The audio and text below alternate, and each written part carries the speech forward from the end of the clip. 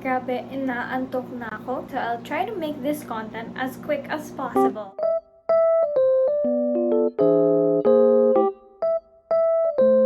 Hello everyone! So today, I wanted to make a content that's really helpful for you and something that I've applied in myself. I wanted to talk about something that's authentic. When I was in elementary, I joined a lot of competitions as well. I think at one point, nag-valedictorian pa ako nung around grade 3 or 4 yata. I went to a Chinese school before up until I was in grade 5 and grade 6. And then when high school came, hindi na ako masyadong active kasi for a couple of reasons. Hindi na ako pinapagalitan ng magulang ko. Yun lang naman yung dahilan kung bakit nag-aaral ako before and kung bakit ako nagsisipag. Yung dad ko dati, parang kapag awardee ako, binibigyan niya ako ng regalo. So for example, ang usapan namin, if I was in top 3, ito yung prize. Pag top 2, ito yung prize. Pag top 1, ito yung prize. That was how it was like when I was in elementary. Parang tier-based prizes. Depende kung ano yung rank ko sa school, yun yung magkukuha kong prize. But then, when I was in high school, both my mom and my dad, they weren't really strict with me. Kung maayos yung grades ko or not, I still get what I want. Kaya, nung time na yun, parang hindi rin ako masyadong motivated mag-aral. Kasi hindi na ako pinapagalitan. As in, wala na yung pagka-stricto ng mga magulang ko. I was free to do whatever I wanted. And so, since hindi na ako masyadong nakakapag-pursue ng goals ko, I was really lazy with how I went about my life in high school. Hindi na ako masyadong nag-aaral. Ang goal ko na lang nung time na yon ay wag mapunta sa summer classes. I had tolerable grades sa ibang subjects. I liked science. All branches of science except physics kasi it had math. But generally, yung grades ko okay naman. Except math nga. And sa school kasi namin nung high school, kapag lower than 75 kaya to, or pag may umabot kang grade na 75, ipapag-summer classes ka. Which is, ako, nung time na yon, I think meron akong 78 for math. As in, hindi ko talaga siya na-enjoy. Parang gusto ko lang siyang gawin kasi kailangan siyang gawin. Kasi yung goal ko lang nun, napakababa. Gusto ko lang wag mag-summer class para makagala ako ng summer. Yun lang. So, nung time na yon, hindi, wala akong confidence sa sarili ko kasi wala akong na-achieve sa buhay ko. Parang floating lang ako. I was an average student. I had no goals, to be honest. I do like a couple of things like singing, dancing, writing, reading. Pero hindi ko pa alam kung saan ako magaling by then. But then,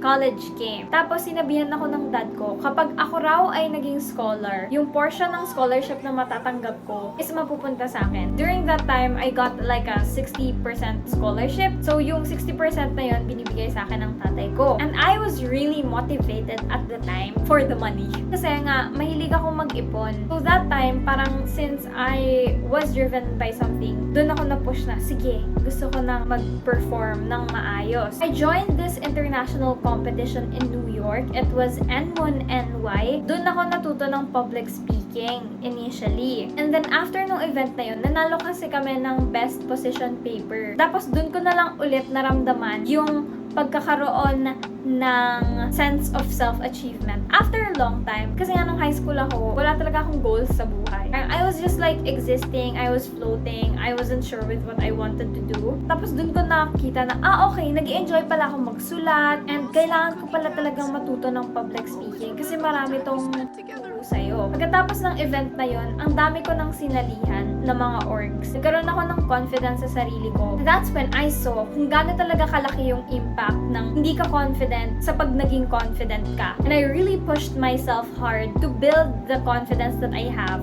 today. So here are 5 things that I've learned throughout my journey on how you can build your confidence. Number 1, set goals and get things done. Like what I said, when I was in high school, I was just this flying butterfly sa campus. I was just talking to people, I was trying to make friends. Not that there's something bad with that. Wala akong long-term goal sa buhay ko. Hindi ko nakikita kung saan ako pupunta or kung anong gusto ko, kung anong balak kong sa buhay ko. In fact, when I was in high school and I was trying to pick a course or a degree program for myself, I wanted to take up theater arts. Kasi mahilig akong kumanta, mahilig akong sumayaw, interested din ako sa acting. So parang feeling ko nung time na yun, hey, I think that theater arts would be for me. And nung nagka NCAE kasi, yung top 3 choices yata na lumabas sa akin ay una, theater arts, pangalawa, lawyer, and then pangatlo, I believe it was like a social worker. It even pushed my drive na, hey, maybe I should take up theater arts. But then my mom said, sure ka ba na mag-theater arts ka? Kasi kapag nag-theater arts ka, mahirap kang makahanap ng trabaho. And during that time, I was really trying to think about it. Sabi ko, oo nga, medyo mahirap makapaghanap ng trabaho kung theater arts ka. Then, I went to my second option, which was in line with being a lawyer. So, gusto ko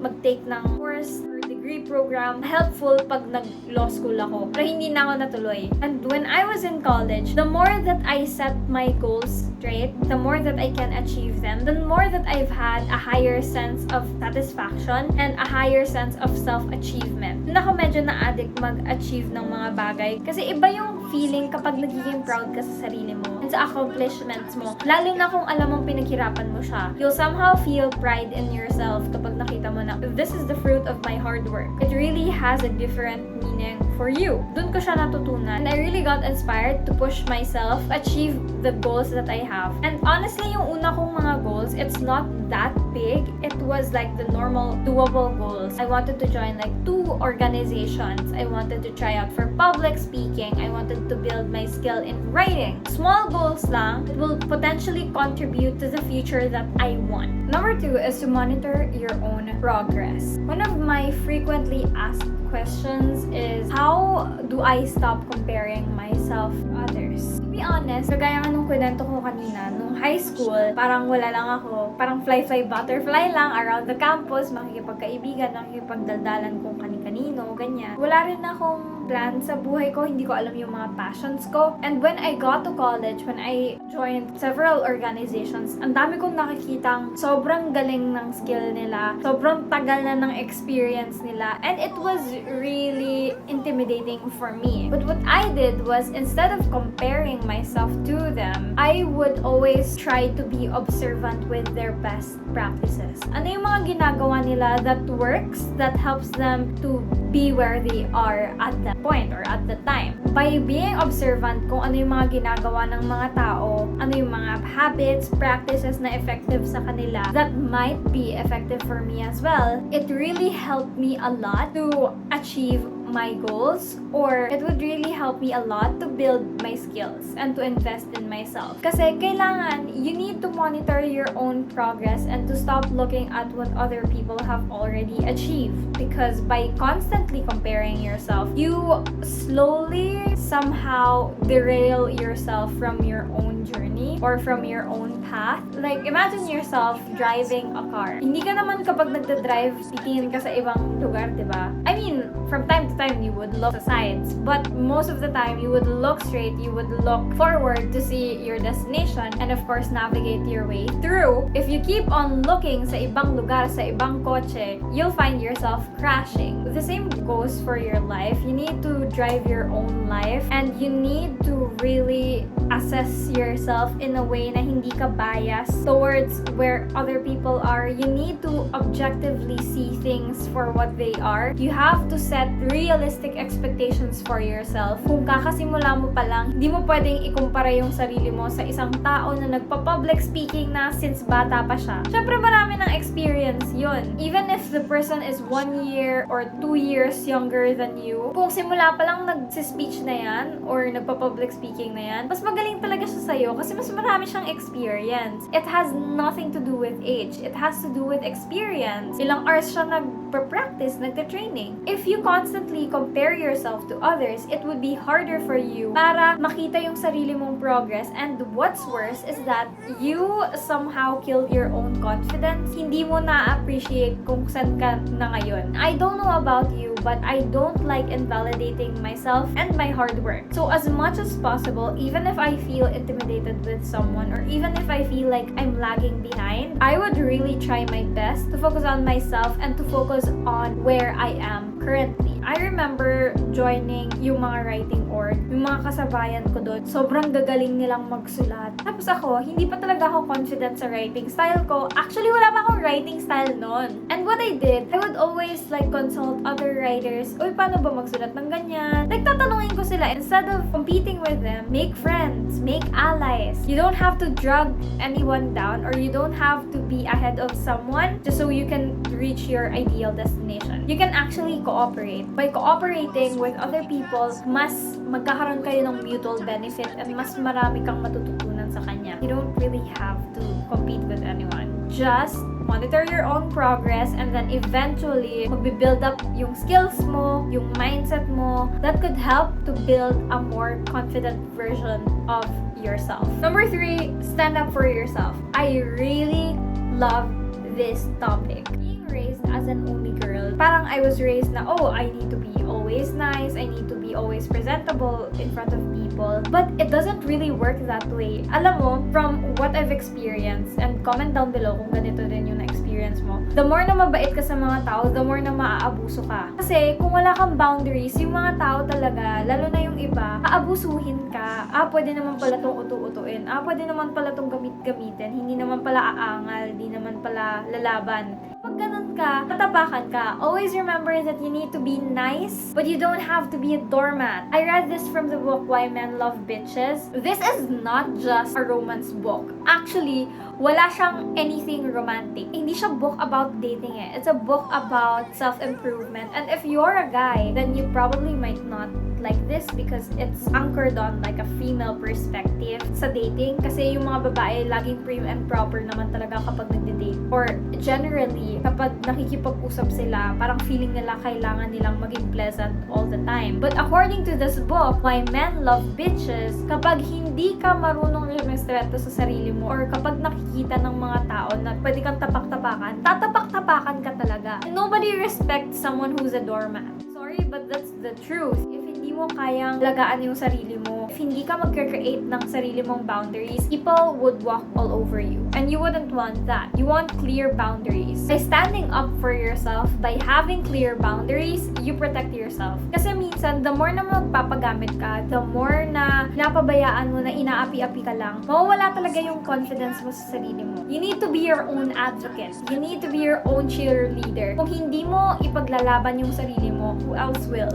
That's why you need to always try to look for ways to really advocate for yourself. Huwag kang papayag na gamit-gamitan ka lang ng mga tao. Stand up for yourself when you need to. Understand that there's a thin line between being nice and being a doormat. And trust me, you wouldn't want to be a doormat. I actually was once a doormat. Imagine nyo, nung high school nga ako, people pleaser din ako. I actually talked about this sa podcast ko, Stories About You and Me. So, nung high school, I was hardcore people pleaser. So, nung nag-Christmas party kami, bumili ako ng Hello Panda. And I had 42, 43 classmates by then. Well, excluding me, so 42 siguro. Or like 40 plus. Meron akong ganong mga kaklase, ganong number ng kaklase. And bumili ako ng Hello Panda. Tapos, nung pagbili ko ng Hello Panda, na-realize ko, ay, kaibigan ko rin pala sa ganito. Ay, paano pag nagsiselo si ganito? Dahil sa kakaganon ko, buong klase na lang yung binilhan ko. Ng tig-2 Hello Panda. Ang bigat-bigat ng Hello Panda. Laki nung ginastos ko kasi ang dami kong biniling Hello Panda, diba? And to be honest, kung iisipin mo ngayon, nasa na lahat yung binigyan ko ng Hello Panda. Parang yung una lang dapat ng mga taong bibigyan ko ng Hello Panda, sila lang yung nagstay. Pero yung iba na nadamay sa pagbibigay ko ng biscuits, sana sila ngayon, hindi na nga kami nag-uusap, hindi na nga kami friends. That attitude of people pleasing, yung pagbubuhat ko pa lang, sayang sa effort, yung ginastos ko, sana, I don't know, I could have bought something else with that money instead of trying to please people by giving them a biscuit. You don't really need to try to please people by not wanting to please anyone. I've built genuine connections. You wouldn't want to please other people kasi the more that you try to please people, the more that you somehow compromise your own needs and sometimes even your own values, which you wouldn't want, probably. So habang maaga pa, stand up for yourself. Don't try to please other people. You need to be your own advocate. Number 4, think long term. I love this one kasi I actually learned this from the psychology of selling, and I did this sa sarili kong buhay. Let me tell you, it actually works. Before I started content creation, I was was writing down my goals. 300 things that I wanted to achieve before I turned 25. In a span of 1 year, I could say na ang dami ko na ding na-achieve. So before I even started creating content, I first started planning. What are my long-term goals? I wrote them down. Ito siya. As in, ang dami kong goals na sinulat. I wrote these goals down. Tapos, kapag tapos ko na siya, hina-highlight ko. Guys, hindi madali yung mga goals na nilagay ko dyan. Naglagay ako dito na I wanted to be featured in a news outlet. During that time, wala akong idea kung paano maging content creator. I don't have any background. Marunong ako mag-public speaking, pero build ko lang din yung skill ng public speaking. Kakasalita ko for TikTok, kaka-Toastmasters, kaka-appear sa mga events. So, nag-develop yung skill ko. When I was starting content creation, parang I was building my experience while I was building my platform. I was doing them at the same time. And wanting to get a publication is kind of medyo mahirap siyang i-achieve or medyo imposible siya for me. But I did it. I got it to spot. And I think that definitely writing your goals is helpful for you. This book is actually sobrang gamit na. Nasira siya. Kasi lagi ko talaga siyang ginagamit. Ayan, no. Nasira na siya. Migay na siya, Mars. Ginamit ko siya for like 2 years. I always review my goals. Kapag may long-term goals ka, papartneran mo lang siya ng mga short-term goals. Parang step-by-step process mo kung paano ka makakarating sa long-term goals mo. And nakakatuwa lang kasi halimbawa, I really wanted to build my TikTok platform. Like, I believed in the power of TikTok kasi sabi ko, if I were to build my TikTok platform, I feel like it would be easier for me to build my other platforms. Kaya nung start talaga ako sa TikTok, I was giving it my all and I really wanted to build a platform. Mas nakakatuwa kasi kakailang stages na ako. Dito na ako sa 400,000. So, next step ko na ay 500,000. Tinatawid ko siya. Parang I take it level by level. And I am super happy about what I've achieved so far. Whenever you write your long-term goals, you don't have to think about, oh, this goal is too crazy or this goal is too high. I got featured. I don't even know how to do content creation when I wrote this down. Nothing's too crazy. I kid you not. If you work hard for it, nothing is too crazy. Of course, if you work hard and if you plan for it. Because without planning, you're bound to fail. You know what, in business, my favorite line is, if you fail to plan, you plan to fail. My growth on TikTok is because of extensive planning.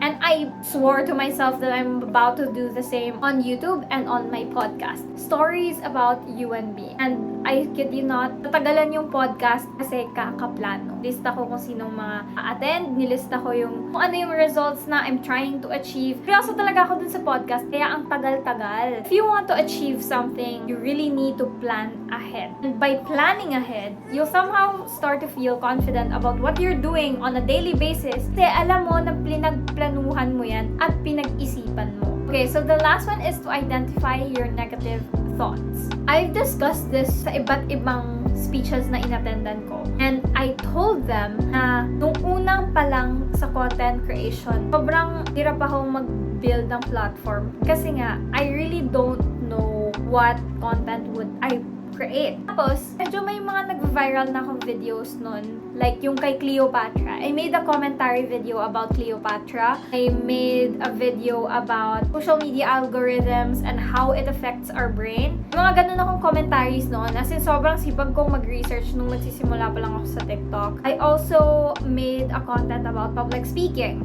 Since yun yung mga performing content, I needed to make more of that. And I felt like public speaking kasi cover niya yung iba't ibang topics. And mas malawak yung scope niya. So I really wanted to focus on public speaking. But then, when I was starting out with my platform, ang tingin ko pa rin sa sarili ko is more of a writer than a public speaker. Kasi dati talaga, hindi ako confident na magsalita. Before lang ako mag-graduate, dun ako nag-start na magkaroon na ng confidence. And then, during my first job, yun na, may confidence na talaga ako. Pero, for the most part, mas nagsusulat talaga ako kesa nagsasalita. So, it was one of my insecurities in a way. Kasi natatakot ako what other people will say. Kasi nga, hindi naman ako magaling mag-public speaking noon. The idea of me not being a good speaker stuck with me. So, I needed to overcome that mindset or how I perceived myself at the time. Hindi naman porket hindi ka magaling noon, hindi ka na pwedeng gumaling. Kaka-speech mo ba naman, hindi ka pa matututo.